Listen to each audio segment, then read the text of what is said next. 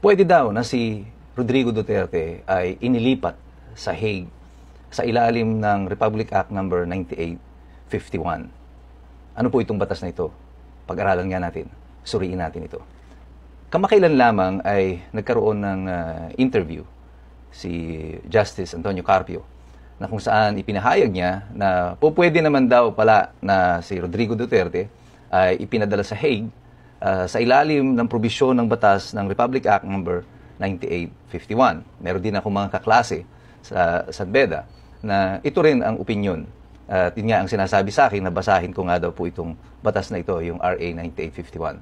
Well, actually, binasa ko na po siya nung nag-umpisa pa lamang po itong kontrobersiya na ito kay President Duterte. At para sa kaalaman ng marami, ano ba itong Republic Act number 9851? Ito po ang official title ng batas na ito.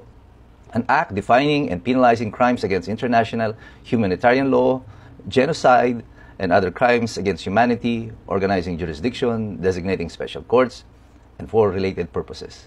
So, in layman's term, ano po ibig sabihin nito? Ito po yung parang version natin ng Rome Statute. Parang isinalin lang natin sa bersyon ng Pilipinas kung ano yung mga nakasaad doon sa treaty natin na pinirmahan noon, yung Rome Statute. Ngayon, sabi nila, pwede daw palang si President Duterte ay inilipad agad sa Hague, sa ilalim ng batas na ito. Pero tama po ba yun? Basahin po natin kung ano yung nakasaad dito sa batas na ito. Ang binabanggit pong provision dyan, pwede nyo pong hanapin ito sa inyong mga cellphone o sa inyong computer, yung Republic Act number 9851, Section 17.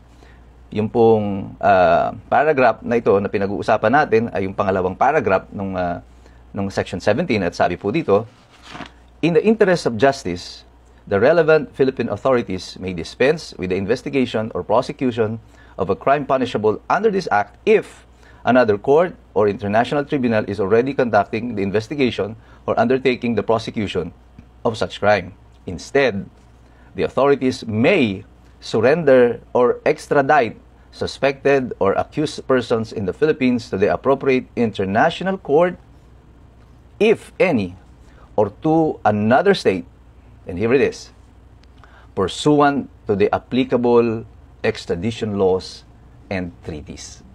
Yan. Yun po yung controlling phrase doon. Pursuant to the applicable extradition laws and treaties.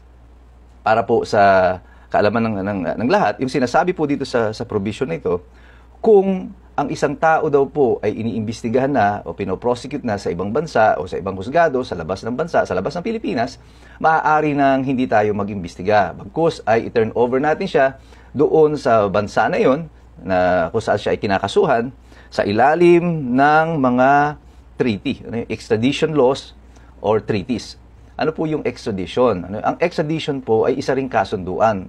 Usually, this is a bilateral agreement. Ibig sabihin, dalawang bansa nagkasundo na kapag ang isang tao na may kaso sa bansa ko ay naandyan sa bansa ninyo, maaari mo siyang ipadala sa akin. At marami po tayong mga bilateral extradition treaties na pinirmahan sa ibang bansa.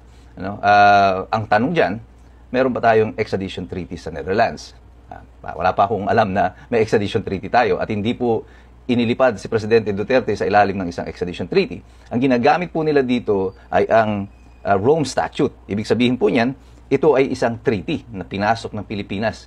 Dalawang bagay lamang po kasi ang po pwedeng basihan upang ikaw ay palabasin ng bansa. Either under a treaty or yung extradition na batas natin mismo dito sa Pilipinas. Ang tanong, sa sitwasyon na ito, meron ba yung pareho? Sa aking opinyon, wala po.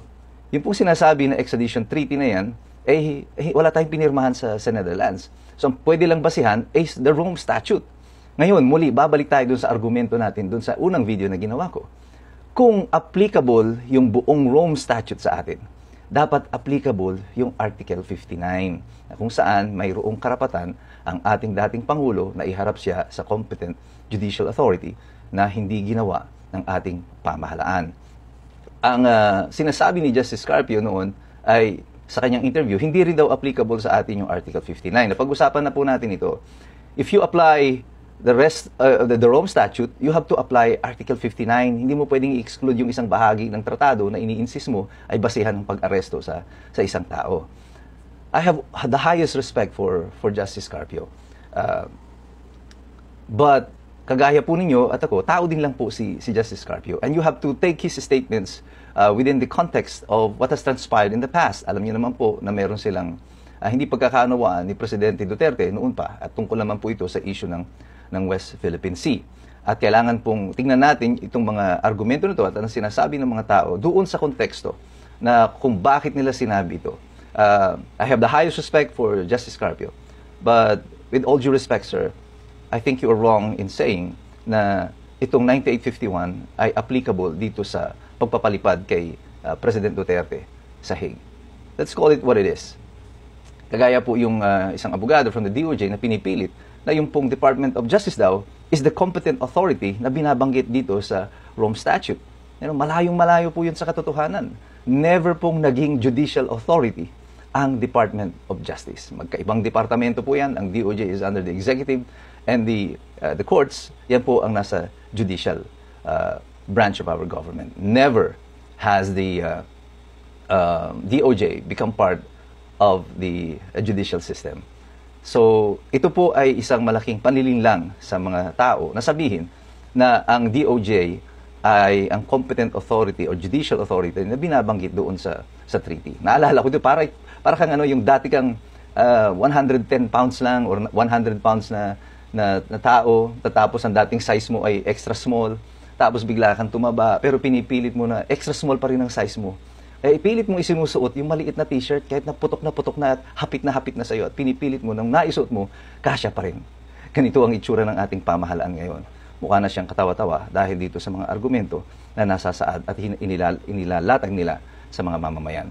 Ang purpose po natin sa paggawa ng video na ito ay hindi lang po basta kontrahin lahat ang pamahalaan o sino mang mga tao. Ang nais po natin dito is to educate the people at ibigay sa inyo yung sapat na kaalaman upang kayo ang makagawa ng tamang konklusyon. Ako po ay nagtitiwala sa natural na talino at galing ng sambayan ng Pilipino at alam kong makakagawa kayo ng tamang konklusyon nyo kung alam ninyo ang tamang estado ng batas. Ito po muli si Attorney Mike Operario. Mabuhay po kayo.